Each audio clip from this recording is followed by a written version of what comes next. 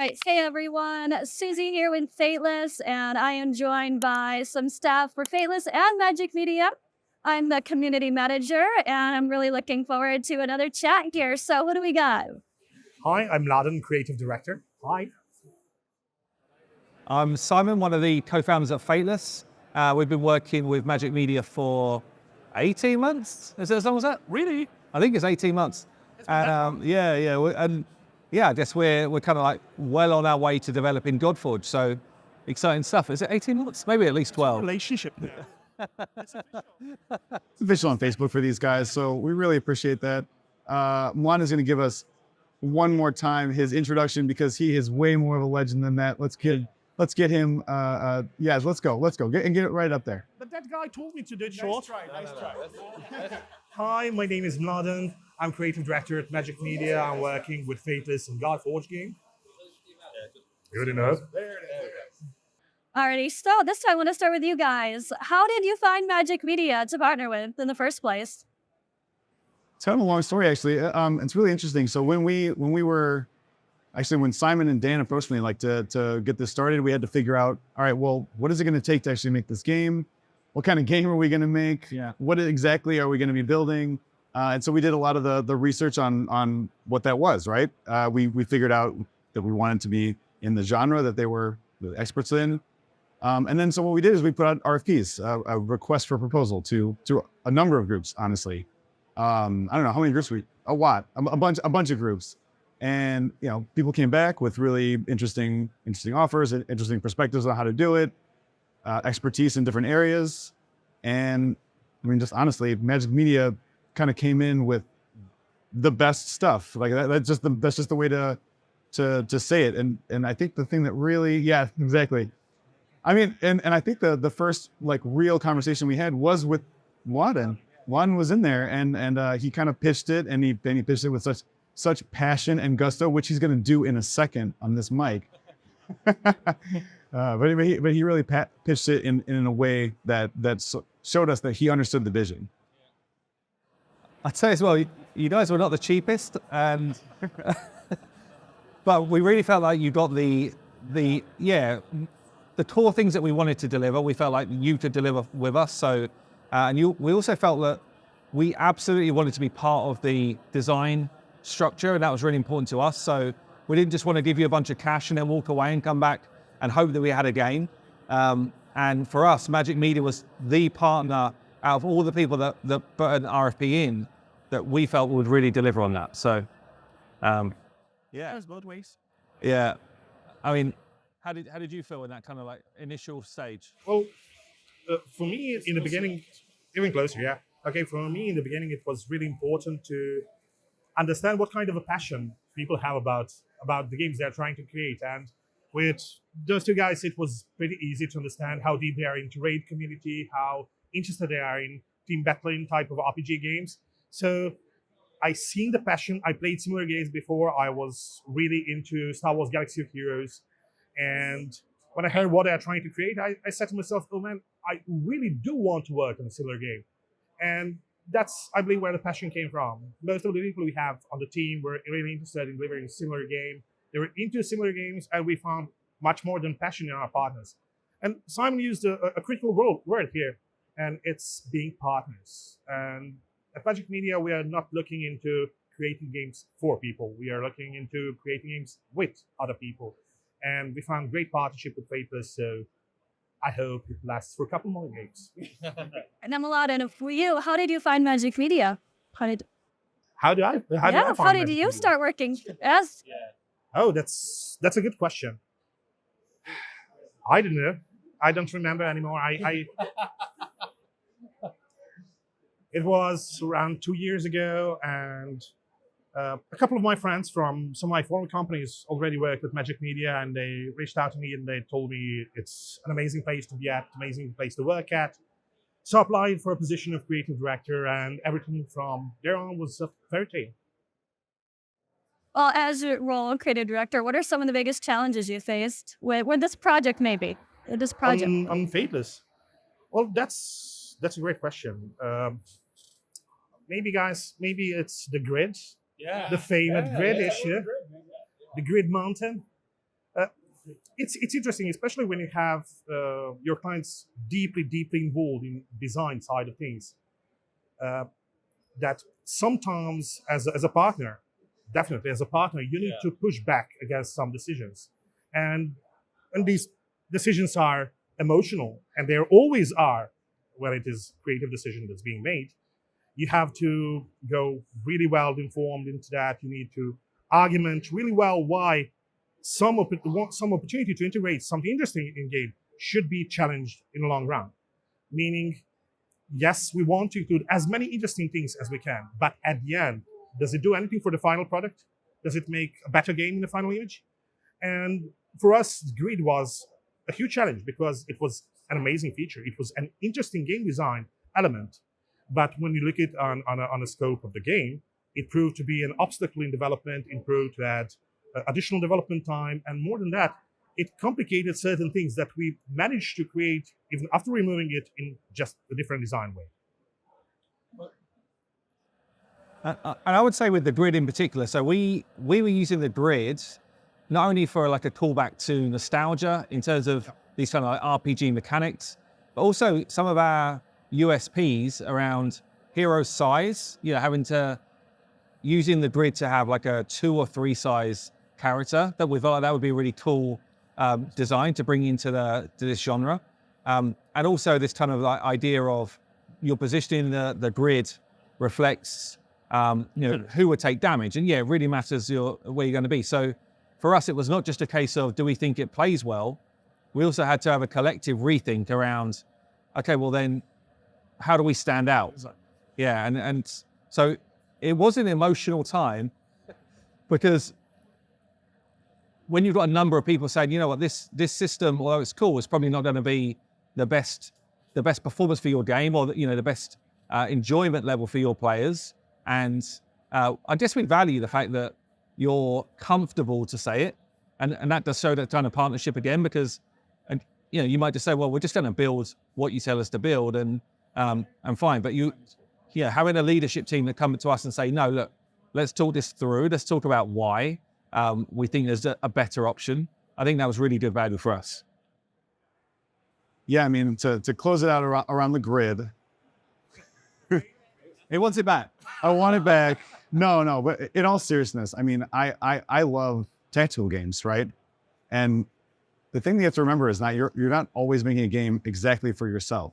Now, I'm not saying that I'm not going to love Godforge. Godforge is amazing. And we actually stumbled into something even better in a lot of ways. And we talked about this last time when we were talking to Alex, and just try to understand, like, okay, what is this USP? What is this thing that we're building? What makes it so special? And how are we going to bring it to players in the best way? You think about that in your head, and you always have bias, right? You always have this bias in yourself of like, what are the things that you like, the things that you've liked in the past, what you think people might like. But when there's signals that tell you that that's not the case, it's not true. And when there's people like Mladen and the rest of the team at Magic Media that tell you that it's not going to work for reason XYZ, you just got to listen. You got to listen, and you come together and you say, okay, well, that's great. That is a problem. We have a problem. What's the solution? And what I think has been amazing is that whenever we're working with the team, with these guys, it's always about finding a solution, and we always end up doing it. So, I mean, that's what we're kind of saying that we really appreciate. Mladen, the man, the myth, the legend. How did you feel about switching to an IP that was based around mythologies? Okay, that is an easy question, because even since I was really little kid, I was into mythologies of all sorts. So switching to something mythology derived, it was an easy choice for me. And everybody was excited about it because there's so many cultures we can explore. There are so many visual directions we can take. It's from the creative side, it was the simplest decision ever, because we saw a ton of run-of-the-mill fantasy, and how far can you go with just dwarves, elves, giants, ogres? It's run-of-the-mill shit. You need to get it more interesting. You need to find another nook, another cranny to test it out in the market. And this sounded obvious because you have a ton of these characters who are really household names. You know what to expect from them.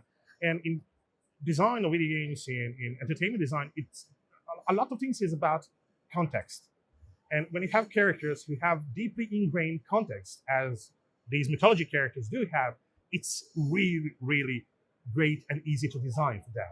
Because if you, I don't know, want to create Dracula and you want to create a vampire character, it's extremely easy to understand what are the abilities you expect of that character to do. You expect your Hercules to smash.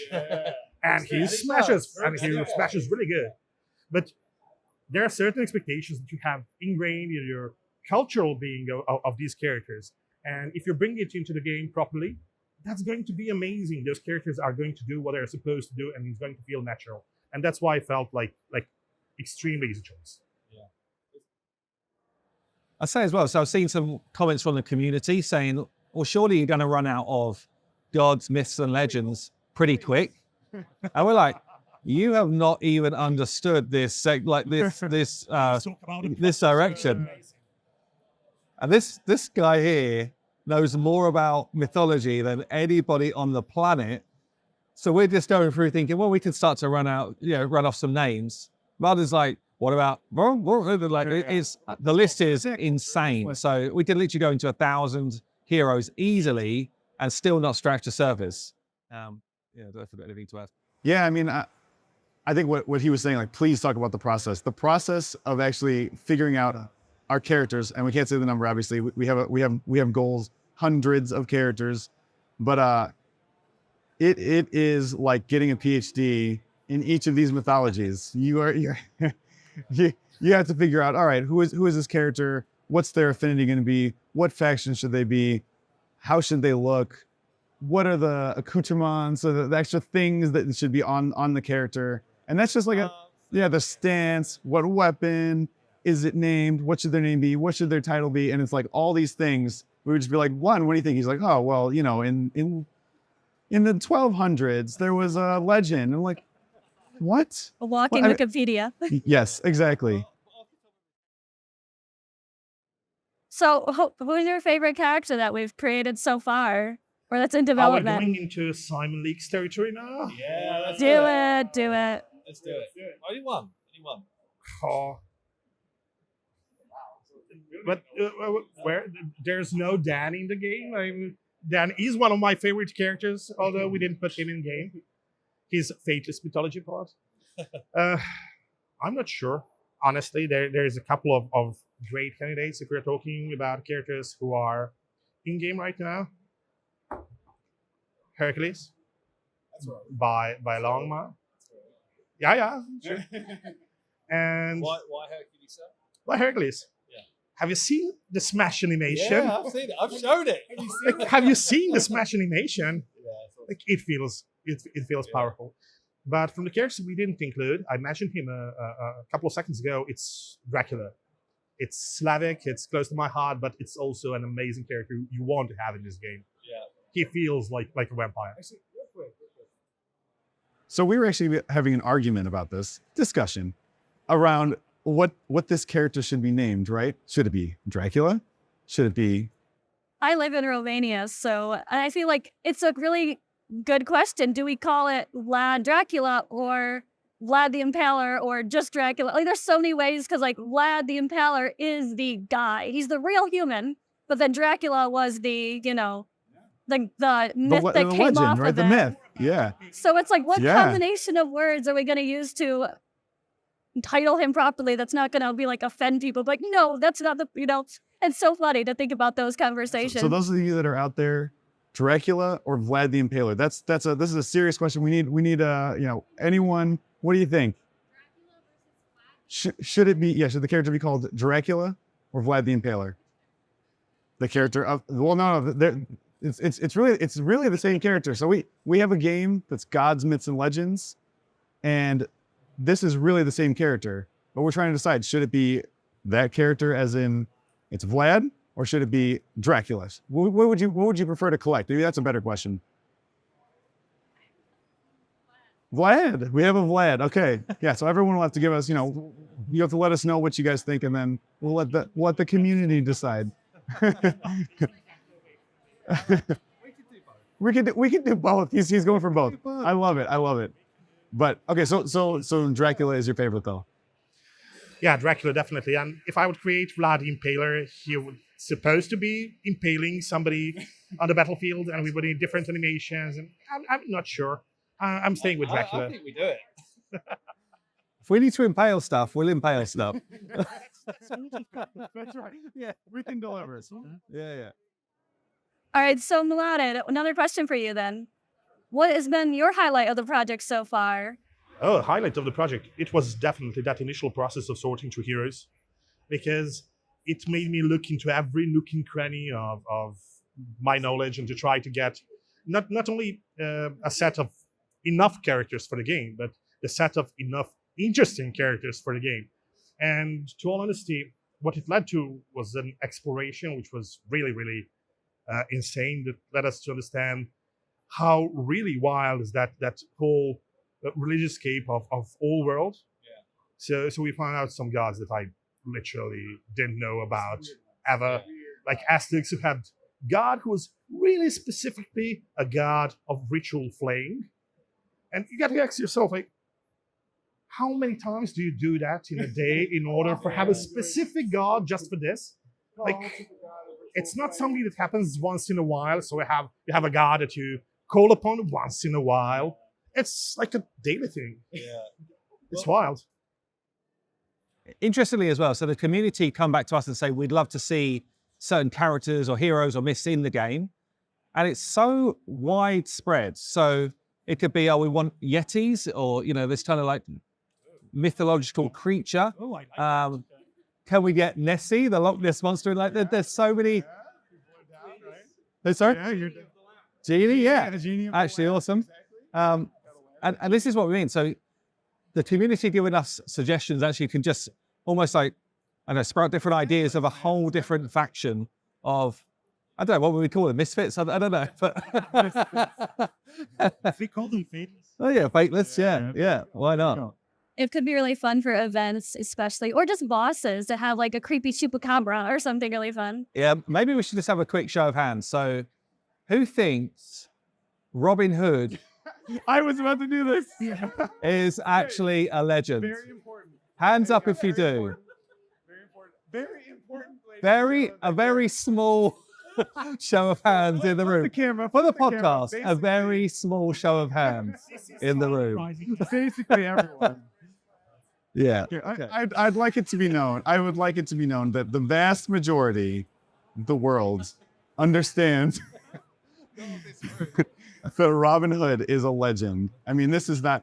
I don't know what the deal is with the guys from the UK. You guys are like, oh, Robin Hood is, man. No, we're talking Kevin Costner. We're talking like, this guy is a badass. This guy is serious. Okay. Yes, exactly. This is serious. Okay. So when the Robin Hood event comes out, this is happening, and Sheriff and the merry men are there, to support. What does merry men do? I don't know that we should be teaching No. our children to steal, but then again, Dracula sucking blood, vampires impaling. I don't know that's the best either. That's right. So we Stealing can't. from the rich. Stealing from the rich. Okay, come on, guys. Come on now. Still stealing it. Well, so yeah, I mean, like the other main question actually is, so you've seen the whole list at this point of the characters that we're gonna have, but is there anyone that you feel, oh my God, this one is missing? This would be amazing. Obviously, other than Robin Hood, we discussed this. This is an important one. We're with you guys. What do we got? No, listen. And this could be an event. This could never happen. Who knows? What do we got? I'm going to disappoint a lot of people, I believe, but Poseidon, It's not on our list. he didn't make the final cut. Society is not. There's always room for the future. It is ridiculous in that faction. It's hard. It's actually something which we need to get out there, because we're building a live ops game, and we're not building a game that's going to last 2 months, 6 months, 1 year. We need new heroes and well-known ones to come in for big events down the line. So it's hard to decide things like that. Like Poseidon's such a massive hero. Obviously, he will eventually make the game. But that would be a great 6-month event to bring some lore and story alongside it. Maybe a mini cinematic drop alongside this big event, like a big push for the game. So we have to hold some back. That was have to. Yeah, that was community feedback. You're right, because you can't just do all the big popular ones all at once. Then what are you going to do afterward? Yeah, A bunch of yeah, people that exactly. no one ever heard of. Yeah, go again. Oh, another one. Okay, yeah, I'll try again. Hades. Oh, Hades. Hades is in game, but he has a wrong face. I really, really like. I'm creative director of this game, guys, and I'm really angry about Hades not having Simon's face under the helmet, under everything. That's not fair. I want on-lounge skin, like not literal skin and the skin for character. Well, I need a mocap suit then, because Oh man. All right. Well, what about coming up next in the project? Is there anything you're really looking forward to, Mladen? Well, yeah, I mean, with this amount of characters, the design of every single of these, in order to be interesting, to be effective, because we're not building the game that is filled with fodder heroes that you just get when you cannot be awarded in a different way. We want to create a ton of interesting, powerful heroes. So we're on the verge of adding a lot more content to build. And every day, part of my work is going through all of these designs, and I do got pleasantly surprised. And those are the things that keep it exciting, because every day it's like opening a box of new toys and seeing new characters we are going to have, trying to realize how they are going to work. And that's the point of it. And I guess we've spoken a lot about characters, but actually the game modes that we put them into, there's so many different kind of concepts we've come up with. And obviously, again, we have some which have come out on launch and some which will come through live ops events. And, you know, as a team kind of build those out, it becomes more and more important. Well, I think, so in other podcasts, we've already spoken about normalized PvP, normalized draft mode PvE. And they're two game modes which I think are going to be crucial for our game to really allow the free-to-play community to utilize all the heroes in the game. And those game modes will be extremely knowledge and skill-based, because it's all about drafting the right sets of combinations of heroes to be effective. And that for us is a really big part of what we're building here, is game modes which can be really accessible for free players, and obviously game modes for the filthy krakens as well. So Yeah, I mean, like those modes are going to be so awesome. But actually, what I'm kind of surprised about is how excited I am about just the story itself. It's just really fun to take something that exists in mythology and then put your own twist on it. And I think that's the thing I'm most excited about, is like, you know, this character right here. This is Eurydice. I don't know how this is pronounced. Someone has to tell me how this is pronounced. But I mean, Eurydice, yeah? Is that what we're saying? Okay, so Eurydice. I mean, think about how cool it is for us to just be able to tell a story around her and her bow. I'm forgetting his name now. Oh my gosh, Orpheus. There you are, Orpheus. Yeah, exactly. Just to like those little connections, and then you can tell that story in the mechanics. And it's not just about like, oh, there's a snippet of lore or there's a big long, diatribe that we do on it. No, it's about like that they have a partner bonus, or that their skills interact in some way. And there's a reason you want to put those characters together. That's what really makes this genre so fun. It's like you have hundreds of characters. Okay, well, which characters are you going to use, and which ones are you going to focus on, and how are you going to put them together, and what orders you're going to use the skills.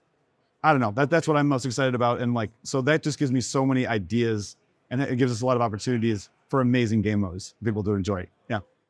Yeah, I was personally very happy to hear like that the factions are going to matter. There are going to be some sort of bonus. It's not just, oh, we're throwing them in something because they look the same. It's more than just that, which I think some games kind of lack an importance and a synergy with lore and their actual like faction. All right, yeah, do we have any questions from the audience here, from our live audience? No, maybe live studio audience. All right. I'm gonna ask a couple questions then. I'm asking questions. That's right. All right. So we'll do polls basically then. Okay. So we've already done the Robin Hood thing. We already established that. That was a clear answer, by the way.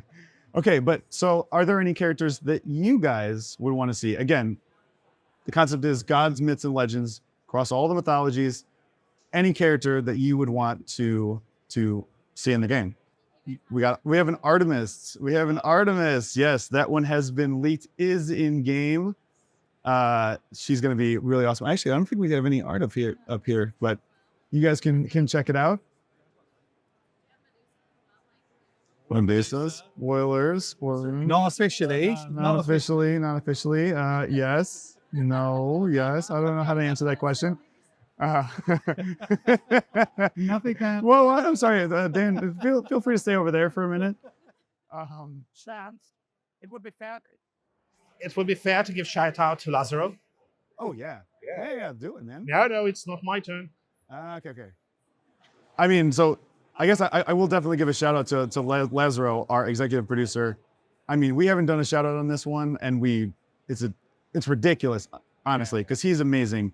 The amount of stuff that needs to be put in a game, you don't really realize until you start doing it, right? We went over it a little bit with Alex about like what it takes to make one character. Okay, that's one character.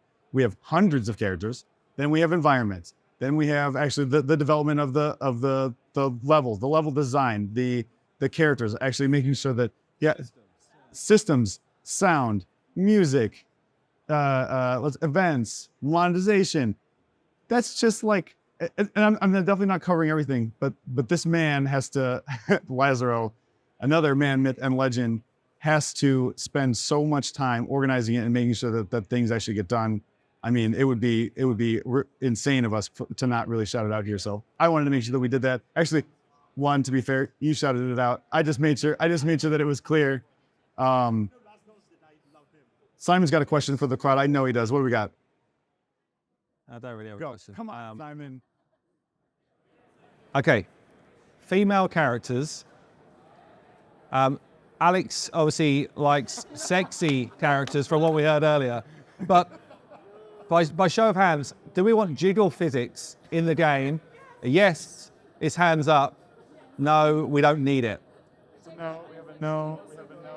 We have a yes. Interesting, actually. Interesting. We have an interesting split among the ladies. Yeah. Well, Yeah. Well, As long as it's jiggle. logical, doesn't defy gravity too much. As long as it's logical and doesn't defy gravity too much. Realistic. Yeah. Not for mobile. Yeah, look, I guess to round this out, it's been awesome to share the booth of Magic Media here at Gamescom. It's actually a privilege for us to be able to do that because it really puts Godforge on the map. People were able to see our demo live, and it's been great showing some of the people here today. And actually, it's just been a really good working relationship, partnership with Magic Media, friendship as well. Yeah, I'm sure we'll have some more beers tonight. But it's been a real pleasure actually. So I guess appreciate it and appreciate you joining the podcast today, Marvin. So it's awesome. Wow. Forever, my friend. I tried to avoid it for a year now. We snuck you in. And yeah, I can see you smiling, Dan. You did it. But all jokes aside, it was a great privilege to work with you guys for all this time, to see these ideas come to life, come to screen. And for me, you asked me about like highs and lows of the project. I forgot one really, really important, interesting, like the best moment for every game that I ever worked on. And that is when we had our first build playable on the device. Yeah. Once that you see it, it's touchable, it's playable, it's tactile, and you say to yourself, we have a game. Yeah. And you do it once, twice, 20 times. It's equally fun, equally intense every time. And it was interesting to see them do it for the first time because it's like having your first kid. It's oh man, this looks good. I made this. Yeah, it's awesome. It's awesome. All right, round us out. Yeah, I mean, I guess I will say one thing before we go. It really does feel like not just friendship, but it feels like family. I said it once. I'm going to say it again. We really love working with you guys. We really appreciate it. So thank you. Round us out. All right, thank you guys for just hanging out, for the great conversation. It's been fun getting to know everybody here in person for Gamescom. And thank you all for hanging out in the live audience that are here and for watching later on YouTube or listening on Spotify. Thanks, guys.